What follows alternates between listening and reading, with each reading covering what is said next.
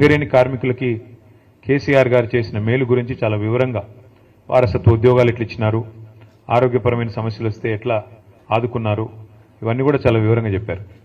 కానీ ఆశ్చర్యం ఏంటంటే సింగరేణి బెల్ట్లో ఉన్న 13 నియోజకవర్గాల్లో మనం ఓడిపోయాం. మరి ఎక్కడ తేడా వచ్చింది, ఎక్కడ ఎందుకు మరి టీబీజీకేఎస్కి పార్టీకి ఎక్కడ శృతి కుదరలేదు, ఇది కొద్దిగా లోతుగా అధ్యయనం చేయాల్సిన అవసరం. ఎందుకంటే అక్కడ పైన తూర్పు ఆదిలాబాద్ జిల్లాలో ఉండే బెల్లంపల్లి, చెన్నూరు, మంచిర్యాల, అలాగే కిందికి వస్తే ఇంకా మొత్తం గోదావరిలో రామగుండం, ఆ తర్వాత కిందికి మంతిని, తర్వాత మళ్ళీ భూపాలపల్లి, అక్కడి నుంచి మళ్ళీ చివరికి ఇల్లెందు, మనుగూరు, కింది దాకా సత్తుపల్లి దాకా, కొత్తగూడెం దాకా మొత్తానికి మొత్తం ఒక్కటంటే ఒక్క సీట్లో కూడా 13 సీట్లుంటే గోదావరి పరివాహక ప్రాంతంలో మీ బొగ్గుగని విస్తరించున్న ప్రాంతంలో ఒక్క సీట్లో కూడా మరి మనం గెలవలేదు. దానివల్ల డెఫినెట్గా మేము కూడా ఆలోచనలు పడ్డాం పార్టీగా, అరే ఇట్లెట్లా జరిగింది, గతంలో ఎంతోమంది ముఖ్యమంత్రులు ఎన్నో ప్రభుత్వాలు హామీలు ఇచ్చి నెరవేర్చలేదు, అట్లాంటిది వారసత్వ ఉద్యోగం అనే ఒక ఇమోషనల్ అంశం, దాన్ని కూడా నిలబెట్టుకున్నాము. ఇచ్చిన 10 హామీల్లో 8 పూర్తిగా చేయగలిగాము, 2 పాక్షికంగా అయినాయి. అయినప్పటికీ మరి కార్మికులు ఈ రకంగా ఎందుకు మనకు మద్దతు పలకలేదు అనే ఒక ఆలోచన మాత్రం పార్టీలో ఆనాడు కలిగింది. అప్పటికే ఎదురు దెబ్బ తగిలింది మనకు 2023 డిసెంబర్ ఎన్నికల్లో. తదనంతరం వచ్చిన గుర్తింపు సంఘం ఎన్నికల్లో కూడా మనం ఎందుకు యాక్టివ్గా పార్టిసిపేట్ చేయలేదంటే నిజానికి మేము కూడా మదనపడ్డాం. కార్మిక సంఘం పెట్టడం వల్ల లాభం అయిందా, నష్టమైందా, కార్మిక సంఘంలో ఉండే పంచాయతీలు ఏమైనా పార్టీ మీద ప్రభావం చూపినాయా, అందులో ఉండే అంతర్గత రాజకీయాలు, ఎందుకంటే ట్రేడ్ యూనియన్ అంటేనే చాలా ఉంటాయి పాలిటిక్స్, దానివల్ల కూడా ఏమైనా నష్టమైందా మెయిన్ పార్టీకి అని చెప్పి కొంత మదనపడ్డాం. అందుకే మరి జరిగిన గుర్తింపు సంఘం ఎన్నికల్లో ఆ తర్వాత నిజానికి అంత క్రియాశీలంగా పార్టీ పనిచేయలేదు. అయినప్పటికీ మనుగురులో నేను మిమ్మల్ని అభినందిస్తా ఉన్నా, 24 ఓట్లతో మాత్రమే మీరు ఓడిపోయారు తప్ప నిజానికి మీరు ఓడిపోలేదు. పార్టీ ఆనాడు పూర్తిగా మద్దతు పలకపోయినా, క్రియాశీలంగా లేకపోయినా మీ అంతటా మీరుగా కేసీఆర్ గారి మీద ప్రేమతో, తెలంగాణ బొగ్గుగని కార్మిక సంఘం మీద ప్రేమతో అద్భుతంగా పనిచేసి విజయ పంచులని ముద్దాడినందుకు మనుగూరులో ముఖ్యంగా మీ అందరిని నేను అభినందిస్తా ఉన్నాను. అయితే ఈ రోజున్న పరిస్థితి సరిగ్గా 21 నెలలు, మరి దాదాపు ఇంకో 2 రోజులు అయితే ఇంకో 7వ తారీఖు వచ్చిందంటే ఈ ప్రభుత్వం వచ్చి 21 నెలలు దాటి 22 నెలల్లోకి అడుగు పెడుతుంది. ఏం జరిగింది అని ఒకసారి ఆలోచించుకుంటే 21-22 నెలల్లో తెలంగాణలో ఒకటి మాత్రం స్పష్టంగా కనబడతా ఉన్నది. మీరు ఇవాళ ఏ మనిషినైనా అడగండి, తెలంగాణలో ఫలానా వర్గం అని కానీ, ఫలానా కులం అని కానీ, ఫలానా మతం అని కానీ లేదు, ఫలానా వృత్తి అని కూడా లేదు. ఏ ఒక్కరిని మీరు తట్టి అడిగినా ఎట్లా ఉంది ప్రభుత్వం అని అడిగితే అందరూ స్ట్రెయిట్గా ఒకటే మాట చెప్తున్నారు, అప్పుడే బాగుంది, ఆనాడు కేసీఆర్ గారు ఉన్నప్పుడే బాగుండేది, ఈ ప్రభుత్వం వచ్చినాక అంత అగమ్యగోచరంగా ఉంది అనే మాట ఇవాళ ప్రతి ఒక్క మనిషి నుండి కూడా వినబడతా ఉంది. ముఖ్యంగా నేను గమనిస్తా ఉన్నది రైతుల్లో. ఇప్పుడే నేను కాంతారావు గారిని అడుగుతా ఉన్నా, అన్న మరి కొత్తగూడెం జిల్లాలో యూరియా సమస్య ఎట్లా ఉంది, యూరియా ఉందా సమస్య లేదా అంటే భయంకరంగా ఉందన్న, యూరియా సమస్య కాదు సంక్షోభం, అది ఆ స్థాయిలో భయంకరంగా ఉంది, రాష్ట్ర వ్యాప్తంగా ఉన్నట్టే మా దగ్గర కూడా తీవ్రంగా రాత్రికే వచ్చి లైన్లు కడుతున్నారు, ఉదయం 3 గంటలకు వస్తున్నారు, చివరి కొంతమంది అక్కడనే పడుకుంటున్నారు, ఆ పరిస్థితి వచ్చింది. ఎన్నికలకు ముందేమో హామీల జాతర, ఎన్నికల తర్వాత ఏమో చెప్పుల జాతర అన్నట్టుగా ఇవాళ ఏ పిఎస్సిఎస్ కేంద్రం దగ్గర పోయినా, ఏ సొసైటీ కేంద్రం కాడికి పోయినా చెప్పులు వరుసలో భయంకరంగా కనబడతా ఉన్నాయి. కానీ ఒక్క మాటకు మాత్రం మనం ఒప్పుకోవాలని చెప్తున్నాడు ఇప్పుడే కాంతారావు గారు. ఏంది అదంటే అన్నాడు రేవంత్ రెడ్డి గారు నిజాయితీగా ముందే చెప్పాడన్నా, ఆనాటి రోజులు తిరిగి తెస్తానన్నాడు, నిజంగానే తెచ్చాడు. ఆనాడు కాంగ్రెస్ పాలనలో ఏ రోజులైతే ఉండేదో ఆ రోజులు మళ్ళీ తెచ్చాడు. మళ్ళీ కరెంట్ సరిగ్గా రావట్లేదు, మళ్ళీ మోటార్లు కాలిపోతున్నాయి, మళ్ళీ ట్రాన్స్ఫార్మర్లు వెళ్ళిపోతా ఉన్నాయి, మళ్ళీ రైతులు చెప్పుల జాతర పెట్టి పరిస్థితి వచ్చింది. వాస్తవంగా చెప్పాలంటే ఆయన నిజాయితీ గల మోసగాడన్నా రేవంత్ రెడ్డి గారు, నిజాయితీగా మోసం చేశాడు, చెప్పి మరీ చేశాడు. ప్రజలు ఆయన చెప్పాడు, ఎలక్షన్లకు ముందే చెప్పాడు, ఆయన కొత్తగా ఈరోజు చెప్తలేడు. రేవంత్ రెడ్డి గారు నిజాయితీగానే మోసం చేసిండు. ఆయన అన్నాడు ప్రజలు మా చేతుల్లో మోసపోవాలనే కోరుకుంటారు, మీరు చూసే ఉంటారు వీడియో. మరి వాళ్ళు మోసం చేయాలంటే వాళ్ళకి మాట ఇవ్వాలి, మోసం చేయాలి, అదే మేము నేర్చుకున్నామని చెప్పాడు, చేశాడు. నిజానికి మనం ఆనాడు కొంత ఓవర్ కాన్ఫిడెంట్గా కూడా పోయాం. కేసీఆర్ గారు ఆయన ప్రభుత్వం చేసిన పని 10 ఏళ్ల పాటు బహుశా భారతదేశంలో 78 సంవత్సరాల్లో ఎక్కడా కూడా ఏ ప్రభుత్వం కూడా అంత తీవ్ర స్థాయిలో 10 ఏళ్లలో ఇంత అద్భుతమైన ఫలితాలు సాధించలేదు. మీకు 2 చెప్తాను నేను. ఒకటి, మన రాష్ట్రం రాకముందు గోదావరిలో, కృష్ణలో మన నీటికి సంబంధించి పెద్ద ఎత్తున పోరాటాలు జరిగినా ఎన్నడూ ప్రాజెక్టుల నిర్మాణం జరగలేదు, మన బీళ్ళకి గోదావరి నీళ్ళు రాలేదు, కృష్ణా నీళ్ళు రాలేదు. అదే కేసీఆర్ ప్రభుత్వం వచ్చిన తర్వాత ఏం జరిగిందో నాకంటే బాగా మీకే తెలుసు. 2014కి పూర్వం తెలంగాణ రాష్ట్రం, తెలంగాణ ప్రాంతం, ఆనాడు రాష్ట్రంగా లేదు కాబట్టి ప్రాంతం, భారతదేశంలో మన ర్యాంకు 2014లో 14వ ర్యాంకు ఏది? వ్యవసాయ ఉత్పత్తుల్లో, వ్యవసాయ దిగుబడుల్లో, వ్యవసాయ ఉత్పత్తుల్లో, ముఖ్యంగా మన కాడ పండే వరిలో ఆనాడు మన ర్యాంకు 14. భారతదేశంలో 28 రాష్ట్రాలుంటే మనం సగంలో ఎక్కడో ఉన్నాం. అదే కేసీఆర్ గారి నాయకత్వంలో ఒకవైపు గోదావరిలో, మరొక వైపు కృష్ణానదిలో ప్రతి నీటి బొట్టును ఒడిసిపట్టి మీ ఖమ్మం జిల్లాలో సీతారాం అయితేనేమి, అట్లాగే మొత్తం ఉత్తర తెలంగాణలో గోదావరి నది మీద కాళేశ్వరం ప్రాజెక్ట్ అయితేనేమి, దక్షిణ తెలంగాణలో మరి పాలమూరు రంగారెడ్డి ఎత్తిపోతల పథకం అయితేనేమి, ఇట్లా ఒక్కొక్క నీటి బొట్టును ఒడిసిపట్టి మరి ఎట్లా మన వీళ్లకు మళ్లించాలని ఒక తపనతో చేసిన పని వల్ల మనం 14వ స్థానం నుంచి నంబర్ 1 స్థానానికి 2022వ సంవత్సరంలోనే చేరుకున్నాం. ఇది సామాన్యమైన ఫీట్ కాదు, ఏదో డైలాగులతోనో ఊగదంపుడు ఉపన్యాసాలతోనో అయిపోయే పని కాదు. మీకు అర్థం కావడం చెప్తా ఉన్నా.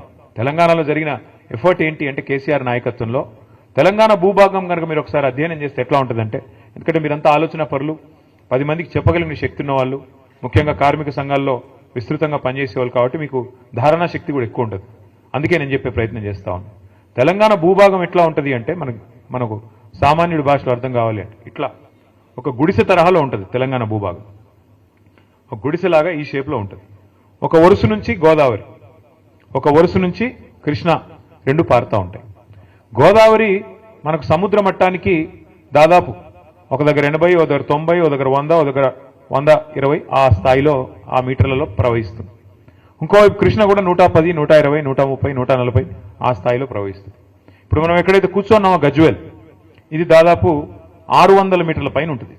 ఈ ప్లేస్ 600 మీటర్లు. పక్కనే మీరు వచ్చినప్పుడు కొండపోచమ్మ సాగర్ అని రిజర్వాయర్ చూసింటారు. అది 618 మీటర్ల మీద ఉంటుంది ఆ రిజర్వాయర్.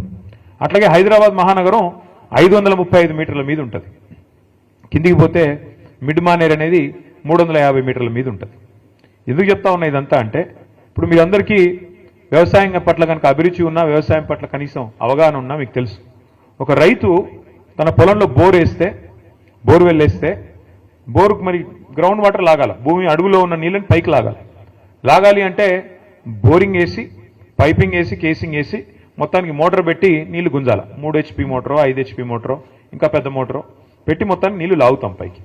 అట్లాగే కేసీఆర్ గారు చేసిన ప్రయత్నం ఏంటి అంటే, తెలంగాణలో గోదావరిలో సమృద్ధిగా నీళ్లు ఎక్కడ దొరుకుతాయి అధ్యయనం చేసి, మేడిగడ్డ అనే ప్రాంతంలో కాళేశ్వరం దగ్గర అక్కడైతే 365 రోజులు నీళ్లుంటాయి. తెలంగాణలో కరువు వచ్చినా ఇంకేం వచ్చినా అక్కడ మాత్రం నీళ్లు ఎప్పటికీ ఉంటాయనే ఆలోచనతో మేడిగడ్డ నుంచి అక్కడ 80 మీటర్లు గోదావరి ప్రవాహం, ఇక్కడ మనం కూర్చున్న కాడ 600 మీటర్లు, అక్కడి నుంచి నీళ్లు ఒడిసి పట్టి రోజుకి ఎన్ని నీళ్లు తెలుసా? మీరు హైదరాబాద్ చూసే ఉంటారు కదా అందరూ, ట్యాంక్ బండ్ చూసినారా? హుసేన్ సాగర్ ఉంది కదా, Hussain Sagar 1 TMC, Hussain Sagar capacity 1 TMC మొత్తం ఫుల్గా ఉంటాయి. ఈ రోజు కేసీఆర్ గారు చేసిన కాళేశ్వరం ప్రాజెక్టు వల్ల జరిగింది ఏమంటే, మేడిగడ్డ దగ్గర 80 మీటర్ల స్థాయి నుంచి 618 మీటర్లు ఉన్న కొండపోచమ్మ కాడికి రోజుకు 2 హుసేన్ సాగర్లు, ఒకటి కాదు 2 TMCల నీళ్లను తీసుకొచ్చే అద్భుతమైన ప్రాజెక్టు కాళేశ్వరం ప్రాజెక్టు. ఒక రైతు బావిలో, మన పొలంలో బోర్వెల్ వేస్తే ఎట్లయితే నీళ్లు పైకి లాగుతామో మోటార్ పెట్టి, అట్లాగే మరి రోజుకు 2 హుసేన్ సాగర్లో బట్టి నీళ్లు పైకి తోడాలంటే ఒక బకెటేసి లాగలేం కదా. పెద్ద బాహుబలి మోటార్లు పెట్టి 140 మెగావాట్ల మోటార్ ఒక్కొక్కటి, అట్లాంటి 21 పంప్ హౌజులు, 19 సబ్స్టేషన్లు ఉన్నాయి కాళేశ్వరం సిస్టంలో. దానివల్ల అక్కడ గోదావరి 80 మీటర్ల నుంచి తీసుకొని ఒక్కొక్క స్టేజ్ ఎక్కిస్తూ మధ్యలో 300 మీటర్ల కాడికి మిడ్మానేర్ తెచ్చి అక్కడి నుంచి పైకి తెచ్చి అట్లా 15 రిజర్వాయర్లు, అట్లా 19 పంప్ హౌజులు, 21 సబ్స్టేషన్లు, 100 కిలోమీటర్ల గ్రావిటీ మన సొరంగ మార్గాలు, 1000 కిలోమీటర్ల గ్రావిటీ ఛానల్స్, ఇవన్నిటి సమాహారం కాళేశ్వరం. 3 బ్యారేజీలు, ఇవన్నిటి సమాహారం కాళేశ్వరం. అట్లాంటి ప్రాజెక్టు కాళేశ్వరం. ప్రపంచంలోనే అతి పెద్ద లిఫ్ట్ ఇరిగేషన్ ప్రాజెక్ట్ ఎక్కడ? ప్రపంచంలో, భారతదేశంలో కాదు. ఎక్కడ ఉంది అంటే మన తెలంగాణలో ఉంది. దాని పేరు కాళేశ్వరం. ఇవాళ కేసీఆర్ గారు చేసిన బృహత్ ప్రయత్నం వల్ల, భగీరథ సంకల్పం వల్ల, మరి అప్పుడెప్పుడో శివుడు గంగను భూమి నుంచి దివికి దింపారంటారు, ఇది ఆకాశం నుంచి కిందికి తీసుకొచ్చారంటారు. కానీ కేసీఆర్ గారు చేసింది ఏం తెలుసా?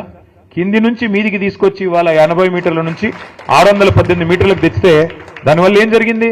ఒక రైతుల పొలాలకు నీళ్లు మాత్రమే కాదు, మార్గమధ్యంలో ఉండే అన్ని గ్రామాలు అన్ని పట్టణాలకి మంచినీళ్ళు.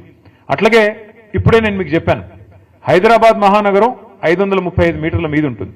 ఇప్పుడు మనం కూర్చున్న ప్రాంతం కొండపోచమ్మ సాగర్ 15 టీఎంసీల సామర్థ్యం, అంటే 15 హుసేన్ సాగర్ల సామర్థ్యం. కొద్దిగా కిందికి పోతే మల్లన్న సాగర్ 50 టీఎంసీల సామర్థ్యం, అంటే 50 హుసేన్ సాగర్లతో సమానం. ఈ రెండు కూడా హైదరాబాద్ నెత్తి మీద కుండబెట్టినట్టే. ఈ రెండు శాశ్వతంగా హైదరాబాద్ అనే మహానగరానికి ఇవాళ 1 కోటి జనాభా ఉన్నారు.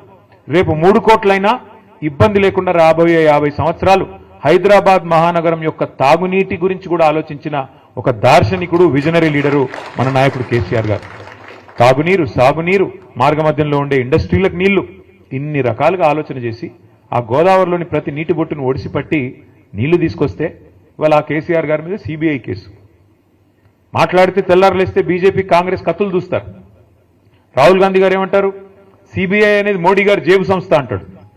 మరి ఇక్కడ రేవంత్ రెడ్డి గారు ఏమంటున్నారు, కాదు కాదు సిబిఐ చాలా మంచి సంస్థ, వాళ్ళకి ఇస్తాను, వాళ్ళకే ఇస్తానని చెప్పి దేశమంతా కాంగ్రెస్ పార్టీ దుమ్మెత్తిపోస్తుంటే సిబిఐ, ఈడీ, ఐటీ మీద ఇక్కడ ఉన్న రేవంత్ రెడ్డి గారు మాత్రం లేదు లేదు సిబిఐ చాలా అద్భుతమైన సంస్థ, చాలా గొప్ప సంస్థ, వాళ్ళకే ఇస్తానని చెప్పి ఇస్తే ఏం అర్థం చేసుకోవాలి మనం? దీని వెనుక ఉన్న రాజకీయం ఎట్లా అర్థం చేసుకోవాలి మనం? ఇందాక జగదీష్ రెడ్డి గారు చెప్పింది అక్షర సత్యం. ఇవాళ తెలంగాణ పచ్చబడుతుంటే కొంతమంది కళ్ళు ఎర్రబడుతున్నాయి, నచ్చట్లేదు వాళ్ళకి. వాళ్ళ కడుపులో ఎక్కడో దేవినట్టు అవుతున్నది. ఎందుకంటే తెలంగాణ బాగుపడుతుంటే, కేసీఆర్ గారి నాయకత్వాన్ని ప్రజలు ఆమోదిస్తుంటే, ప్రజలు అనుక్షణం గుర్తు చేసుకుంటుంటే వాళ్ళకి నచ్చట్లేదు. ఇక్కడ కార్మికులు బాగుండకూడదు, ఇక్కడ రైతులు బాగుండకూడదు, ఇక్కడ దరిద్రం తాండవిస్తేనే మన రాజకీయం సాగుతుంది అనే విధంగా ఇవాళ కాంగ్రెస్, బీజేపీ రాజకీయం చేసి ఇద్దరు కలిసి కేసీఆర్ గారి మీద ఏదో రకంగా కక్ష సాధింపు, ఏదో కేసు పెట్టి, ఏదో రకంగా బదనాం చేసి ప్రజల్లోకి పోయి ఏదో ఒకటి చేయాలా అని ఒక దుర్బుద్ధితో వ్యవహారం చేస్తూ ఉన్నారు. 21 నెలల్లో కాంగ్రెస్ ప్రభుత్వం సాధించింది ఏందయ్యా అంటే ఏమీ లేదు, ఉత్త శుష్కప్రియాలు, శూన్యాస్తాలు, డైలాగులు తప్ప తెల్లారు లేస్తే ఒక్క పని జరిగిందా? ఆ డైలాగులు కూడా ఎంత నికృష్టమైన డైలాగులు. ప్రపంచంలో ఎవరైనా సరే అప్పు లేని మనిషి ఉంటాడు ఎవడన్నా? ఉన్నారా ఇక్కడ ఎవరన్నా? ప్రభాకర్ గారు మీకు అప్పు ఉందా లేదా? అప్పు లేనివాడు ఎవడు ఉంటాడా? అందరికీ ఉంటుంది అప్పు. అప్పు లేకుండా పనులు అవుతాయా? అప్పున్నా, ఎన్ని తిప్పలున్నా, లోపల బనీనికి పొక్కలున్నా, పైకి వెళ్ళి మాత్రం మంచి అంగి వేసుకుంటామా లేదా? మంచి అంగి వేసుకొని కడక్ అంగి వేసుకొని వస్తాం. ఎందుకు? మళ్ళీ ఎవడన్నా అప్పు ఇవ్వాలి కదా. దుకాణం నడవాలంటే తెల్లారి మరీ అప్పు పుట్టితేనే కదా నడిచేది, రొటేషన్ కదా, అట్లుంటుంది వ్యవహారం. కానీ మన ముఖ్యమంత్రి ఏమంటున్నాడు, అప్పే పుట్టట్లే అంటలేదు, ఘోరం. నా రాష్ట్రం మొత్తం సంకనాకిపోయింది, నా రాష్ట్రం క్యాన్సర్ పేషెంటు, నా రాష్ట్రం ఎయిడ్స్ రోగి, ఎవడిస్తాడు మరి అప్పులు? చివరికి ఏమంటున్నాడు ముఖ్యమంత్రి గారు ఈరోజు? చాలా విచిత్రం. నేను ఢిల్లీకి పోతే నాకు అపాయింట్మెంట్లు ఇవ్వట్లేదు, ఎక్కడ చెప్పులు ఎత్తుకపోతాడేమో అని భయపడుతున్నారు. ఎవడన్నా ముఖ్యమంత్రి మాట్లాడతాడా? నాకు అర్థం కాదు ఇంత దారుణంగా. ఇంకా నికృష్టం ఏంటంటే ఆయన అంటాడు, నీ గుడ్లు వీకి గోటిలాడతా, నీ పేగులు మెడలేసుకుంటా. ఈ ముఖ్యమంత్రి మాట్లాడాల్సిన మాటల. పేగులు మెడలేసుకోవడం ఏంది? బోటి కొట్టేటోడు వేసుకుంటాడు పేగులు మెడలు, నువ్వెందుకు? నాకు అర్థం కాదు. ఈయనే ముఖ్యమంత్రి, లంకె బిందెలు ఉన్నాయనుకుని వచ్చినా. నేను చాలా మంది ముఖ్యమంత్రులు చూసాం మేమందరం కూడా. రాజశేఖర రెడ్డి గారు, చంద్రబాబు నాయుడు గారు, ఎన్టీ రామారావు గారు, కిరణ్ కుమార్ రెడ్డి గారు, రోసయ్య గారు, చాలా మందిని చూసినాం. ఇట్లాంటి ముఖ్యమంత్రిని మాత్రం ఎవరిని చూడలేదు. కేసీఆర్ గారు ఒకరు కాదు, ఇంతమంది ముఖ్యమంత్రులను చూస్తే ఈరోజు ఇంత విచిత్రమైన ముఖ్యమంత్రి. ఇప్పుడు ఎన్నికల ముందు ఆయనే హామీ ఇచ్చాడు, నోటికొచ్చిన హామీలు, ఒకటి ఇట్లా అట్లాగా 420 హామీలు, ఎవరికి ఏది అడిగితే అది ఇస్తా పో అన్నాడు. అర్రాస్ పాట లెక్కనే, వేలం పాటలాగా. ఏది? కేసీఆర్ 2000 ఇస్తుండా, నేను 4000 ఇస్తా. కేసీఆర్ ఒక ముసలమ్మకే ఇస్తున్నాడా, నేను ఇద్దరికి ఇస్తా. కేసీఆర్ ₹1,00,000 ఇస్తుండా, నేను తులం బంగారం ఇస్తా. కేసీఆర్ 10,000 ఇస్తుండా, నేను 15,000 ఇస్తా. కేసీఆర్ ఇంత ఇస్తే నేను అంత ఇస్తా, అంత ఇస్తే ఇంత ఇస్తా. నోటికొచ్చినట్టు వాగి, అది కూడా ఏంటి మళ్ళీ మీ జిల్లాలో ఉన్న ఉప ముఖ్యమంత్రి భట్టి గారు, ఆయన డైలాగులు బీభత్సమైన డైలాగులు. ఈ గ్యారంటీ కార్డు భద్రంగా పెట్టుకోండి, మేము వస్తానే ఉన్నాం, జాగ్రత్తగా దాచిపెట్టుకోండి, 100 రోజుల్లోనే చేసేస్తాం. 100 రోజుల్లో మీరు అటు పెట్టుకుంటే వాళ్ళు వస్తారు, అధికారులు వస్తారు, తీసుకుంటారు, మీకు కావాల్సినవన్నీ మీ ఖజానాలో వేసేస్తారు, మొత్తం స్వర్గం అయిపోతుంది, భూతల స్వర్గం కాంగ్రెస్ నాయకత్వంలో. ఆ రోజు డైలాగులు. ఆ రోజు అడిగారు విలేకరులు, అయ్యా మరి మీరు చెప్తున్నాయన్నీ అమలు చేయాలంటే 4 స్టేట్ల బడ్జెట్ కావాలా, 4 దక్షిణాది రాష్ట్రాల బడ్జెట్ కావాలా, ఎట్లా చేస్తారా స్వామి అంటే, మా కాంగ్రెస్ పార్టీకి చాలా తెలివి ఉంది, మాది 100 సంవత్సరాల చరిత్ర, మావాడు ఒక్కొక్కడు 6 ఫీట్లు ఉన్నాడు, మాకు తెలియలేదంటారా, బ్రహ్మాండంగా సంపద పెంచుతాం, మేము ఇది చేస్తాం, అది చేస్తాం అని డైలాగులు. ఇవాళ ఏమైందా అంటే బీదర్పులు. ఏమని? కేసీఆర్ దివాలా చేయించాడు, అప్పులపాలైపోయింది రాష్ట్రం, నేను ఒక్కటే అడుగుతా ఉన్నా మిమ్మల్ని, కాంగ్రెస్ నాయకుల్ని కానీ మిమ్మల్ని కానీ ఆలోచించమని అడుగుతా ఉన్నా. కేసీఆర్ గారు ముఖ్యమంత్రిగా ఉన్నప్పుడు కరోనా మహమ్మారి మొత్తం ప్రపంచం అంతా వచ్చింది, మన దాంతోపాటు మనకు కూడా వచ్చింది. ఎవడో అనుకోలే మూతికి బట్టలు కట్టుకొని ఇంట్లో కూర్చుంటామని. కూర్చున్నాం, బతుకుంటే బల్సాకు తినొచ్చు అని చెప్పి ఎవరింట్లో వాళ్ళు నోరు మూసుకుని మొత్తం దాదాపు సంవత్సరంన్నర కూర్చున్నాం. దానివల్ల ఏమైంది? ఒక్క రూపాయి ఆదాయం లేదు ప్రభుత్వానికి అన్నాడు, రూపాయి కూడా లేదు. ఎందుకంటే బయట పనులు జరుగుతూనే కదా ప్రభుత్వానికి ఆదాయం వచ్చేది. బొగ్గు కానీ నడిస్తే, అక్కడ బొగ్గు తవ్వితే, బొగ్గు బయటకు వస్తే, బొగ్గు అమ్మితే అట్లే కదా ఆదాయం వచ్చేది. సింగరేణి సంస్థ కూడా దాని నుంచి వస్తుంది. అందులో మాకు కూడా ట్యాక్స్ రూపంలో గవర్నమెంట్ డబ్బులు వస్తాయి. ఒకడు సబ్బు కొనాలి, ఒకడు పప్పు కొనాలి, ఒకడు ఉప్పు కొనాలి, అవి కొంటేనే కదా ఆదాయం వచ్చేది. ఏదీ లేదు. మొత్తం సంవత్సరం పాటు ఎక్కడక్కడ తలుపులు బిడాయించుకొని ఇంట్లో ఉన్నారు. దానివల్ల ఏమైంది? ఆదాయం సున్నా. కేసీఆర్ గారు ముఖ్యమంత్రిగా ఉన్నప్పుడు, ప్రభుత్వం ఉన్నప్పుడు ఆదాయం సున్నా అయినా రైతు బంధు ఆగిందా? పెన్షన్లు ఆగినాయా? కళ్యాణ లక్ష్మి ఆగిందా? షాదీ ముబారక్ ఆగిందా? పంటల కొనుగోలు ఆగినాయా? అంటే జీతాలు ఆగినాయా? కొద్దిగా ఆలస్యంగా పడ్డాయేమో, ఆగలేదు కదా. దమ్మున్న నాయకుడుంటే, దమ్మిడి లేకపోయినా సంక్షేమ పథకాలు ఆగవు. ప్రభుత్వం చిత్తశుద్ధి గల ప్రభుత్వం ఉంటే పనులు చేస్తారు తప్ప సాకులు వెతకదు. ఈ సన్నాసులు వీళ్ళకి పని చేయడం చేత కాదు, వాళ్ళ ప్రభుత్వం నడపడం చేత కాదు. ఎంతసేపు ఢిల్లీకి మూటలు పంపాలా, పదవులు కాపాడుకోవాలా తప్ప ఇంకో సోయి లేదు. ఏం చేయాలి మరి? తెల్లారెత్తే కేసీఆర్ని తిట్టాలి. తిడితే చివరికి ఆఖరి పార్లమెంట్లో కూడా మన వాళ్ళ బీజేపీ ఎంపీయే రఘునందన్ రావు అని బీజేపీ ఎంపీ ఉంటే ఆయన ప్రశ్న వేసినాడు పార్లమెంట్లో. ఏమని? అసలు తెలంగాణలో అప్పులు ఎంత అని కేంద్ర ప్రభుత్వాన్ని అడిగినాడు. కేంద్ర ప్రభుత్వం కుండబద్దలు కొట్టినట్టు చెప్పింది. మొత్తం లెక్కలు controller and auditor general, finance department వాళ్ళందరిని అడిగి తీసుకొని కుండబద్దలు కొట్టినట్టు చెప్పింది. 10 ఏళ్లలో కేసీఆర్ ప్రభుత్వం చేసిన అప్పు, వదిలిపెట్టిపోయిన అప్పు 3.5 లక్షల కోట్లు. అందులో కేసీఆర్ గారు రాకంటే ముందే 72,000 ఉంది, ఆయన వచ్చినాక 2,80,000 కోట్ల అప్పు చేసినాడు. ఇది మాత్రమే అప్పు అంటూ మన కేంద్ర ప్రభుత్వం స్పష్టంగా పార్లమెంట్లో చెప్పింది. అయినా సిగ్గు లేదు. కేంద్ర ప్రభుత్వం పార్లమెంట్లో చెప్పిన సిగ్గు ఎంత మాత్రం లేదు కాంగ్రెస్ వాళ్ళకి. ఒకడు 6 లక్షలు అంటాడు, ఇంకొకడు 7 లక్షలు అంటాడు, ఇంకోటి 8 లక్షలు. ఎవడికి నోటికి ఎంత వస్తే అంత, ఎంత వస్తే ఎంత తోస్తే, ఎక్కడ ఉంటే అక్కడ నోటికి ఎంత వస్తే అంత మాట్లాడుతూ ఉన్నారు. ఆధారం ఏంది, ప్రామాణికమైంది, పత్రం ఏంటంటే ఎవరి దగ్గర ఏం లేదు. నోటికి ఎంత వస్తే అంత మాట్లాడాలా, అదరగొట్టాలా, ఉపన్యాసాలు ఇవ్వాలా, మీడియాను మేనేజ్మెంట్ చేసుకోవాలా, ప్రజల్ని మోసం చేయాలా, మళ్ళీ ఇటగే వ్యవహారం నడిపిస్తూ ఉండాలా. ఏం చేస్తున్నారు సక్సెస్ఫుల్గా వాళ్ళు? వాళ్ళ మీదికి రాకూడదు దృష్టి. అందుకే ఏం చేస్తున్నారు? 6 గ్యారంటీలు ఎవరు అడగొద్దు, సింగరేణిలో ఇచ్చిన హామీలు మీరు అడగొద్దు. ఏం చేయాలి మరి? ఏదో డైవర్షన్ గేమ్ ఆడాలి. ఓ రోజు కాళేశ్వరంలో కేసీఆర్ అరెస్ట్, సిబిఐ అని కొన్ని రోజులు టైంపాస్. ఫార్ములా ఈలో కేటీఆర్ అరెస్ట్, వేసుకోబోతున్నారు, ఇప్పుడు వేసుకోబోతున్నారు, ఇంకో గంటలు వేసుకోబోతారు. ఇక తర్వాత రెగ్యులేటరీ విద్యుత్ దానిలో జగదీష్ రెడ్డి అరెస్ట్. ఈ టైపులో రోజొక్క సొల్లు పురాణం తప్ప 22 నెలల్లో 21 నెలల్లో ఒక్క పని ప్రజలకు పనికొచ్చేది జరిగిందా? ఎవరికన్నా? ఒక్క ఫ్రీ బస్సు, ఏమనంటే ఫ్రీ బస్సు, అది ఎంత గొప్పగా ఉందో నాకంటే బాగా మీకే తెలుసు. ఎన్నడూ చూడని దృశ్యాలు చూస్తున్నాం ఆ ఫ్రీ బస్సుల్లో. ఏందది అసలు? ఆ దృశ్యాలు ఏంది, కొట్టుకోవడం ఏంది? ఎన్నడూ ఇక మనం అది విమానాల్లో కూడా ఉండవు. అట్లాంటి ఫ్రీ విమానం పెడితే కూడా అట్లాంటివి ఉండాలి, ఆ టైప్లో కొట్టుకుంటున్నారు. అంటే ఇలాంటి తప్ప ఒక్కటంటే ఒక్కటి నిజంగా రాష్ట్రానికి దీర్ఘకాలికంగా, మధ్యకాలికంగా పనికొచ్చే ఒక్క పని కూడా 21-22 నెలల్లో జరగలేదు. ఇంకా భవిష్యత్తులో జరుగుతుందనే విశ్వాసం అయితే నాకైతే లేదు. ఎందుకంటే తెల్లారు లేస్తే వీళ్ళకి డబ్బులే యావ తప్ప, ఢిల్లీకి మూటలు పంపి ఎట్లా కాపాడుకోవాలనే యావ తప్ప, ఎట్లా కేసీఆర్ గారిని మన పార్టీని బదనాం చేయాలా, ఎట్లా ఇబ్బంది పెట్టాలన్న ఆలోచన తప్ప ఒక్కటంటే ఒక్కటి పని చేసి ప్రజలకు ఇచ్చిన హామీ నెరవేర్చాలన్న సోయి మాత్రం లేదు, ఇంకా రాదు కూడా నాకు తెలిసైతే. నేను మిమ్మల్ని అందరినీ దయచేసి ప్రార్థించేది ఒకటే, మరి చాలా దూరం నుంచి 300-350 కిలోమీటర్ల దూరం నుంచి కూడా మీరందరూ వచ్చినారు, దానికి ధన్యవాదాలు. కానీ మిమ్మల్ని ప్రార్థిస్తా ఉన్నా, మొదటి నుండి ఉమ్మడి ఖమ్మం జిల్లాలో ఏంటో కానీ మనకు తెలియదు, 3 ఎలక్షన్లు కొట్లాడినాం మనం తెలంగాణ వచ్చినాక, 14లో, 18లో, 23లో. ప్రతిసారి మనకు ఒకటే సీట్ వస్తుంది. ఆ 1 అనే సంఖ్య దాటట్లేదు మనం ఎందుకో కానీ. అప్పుడు ఫస్ట్ టైం గెలిచినప్పుడు అప్పుడు ఏం గెలిస్తుంది? కొత్తగూడెం మొదటిసారి, కొత్తగూడెం ఫస్ట్ టైం, తర్వాత ఖమ్మం, మళ్ళీ తర్వాత భద్రాచలం. ఈ 3 ఇంకా కొత్తగూడెం, ఖమ్మం, భద్రాచలం. నా రిక్వెస్ట్ మీ అందరితో, అంటే అట్ట కాదు, కాదు ఒకటే సరిపోదు మరి. ఈసారి మనుగురు ఇస్తాం అంటున్నాడు ఆయన. ఒక మనుగురు సరిపోదు స్వామి, 10 సీట్లు ఉన్నాయి ఉమ్మడి ఖమ్మం జిల్లాలో. ఇంకా చెప్తాను ఇంకా డీలిమిటేషన్ అయితే కొన్ని పెరుగుతాయి కావచ్చు. నేను మీ అందరితో ప్రార్థన, మీ అందరినీ రిక్వెస్ట్ చేసేది, మాకు కూడా ఏంటంటే 300 కిలోమీటర్ల దూరం కదా అని కొద్దిగా తక్కువ, రాకపోక తక్కువ. ఈ దగ్గర ఉండే కాడ ఎక్కువ తిరుగుతాం, దూరం కాబట్టి అప్పుడప్పుడు మా అన్న పిలిస్తే చుట్టపు చూపుగా వచ్చేది పోయేది, లేకపోతే తక్కువ. కానీ మీరంతా చైతన్యవంతమైన ప్రాంతం. నేను ఎట్లాగో 10-11 తారీఖు వస్తున్నాను, భద్రాచలం తర్వాత కొత్తగూడెం నేను వస్తున్నాను. కానీ మీ అందరితో రిక్వెస్ట్ ఏంటంటే దయచేసి సింగరేణిలో ఉండే మేధావులు, ఆలోచన పరులు, విద్యావంతులు, మీ బాధ్యత కేవలం సంఘం కాడికే కాదు, మీ బాధ్యత కేవలం మీ టీబీజీకేస్కో లేకపోతే మీ సంస్థ కాడికో కాదు.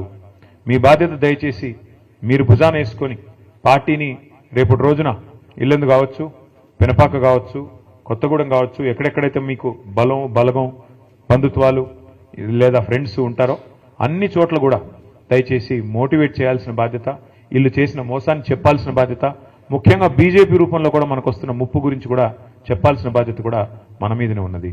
మనం తప్పకుండా ఈ రాష్ట్రాన్ని కాపాడుకోవాల్సిన బాధ్యత మన మీదే ఉంది. ఎందుకంటే ఒక కేసీఆర్ గారికి తెలంగాణ మీద ఉండే ప్రేమ, ఒక కేసీఆర్ గారికి తెలంగాణ మీద ఉండే మమకారం ఎన్నటికైనా కాంగ్రెస్ కానీ అదేవిధంగా బీజేపీ కానీ ఉంటుందా ఒకసారి మీరు ఆలోచించాలని చెప్పి నేను కోరుతా ఉన్నా. ఎందుకంటే తెలంగాణ అనేది ఆయన చావు నోట్లో తలబెట్టి తెచ్చిన రాష్ట్రం.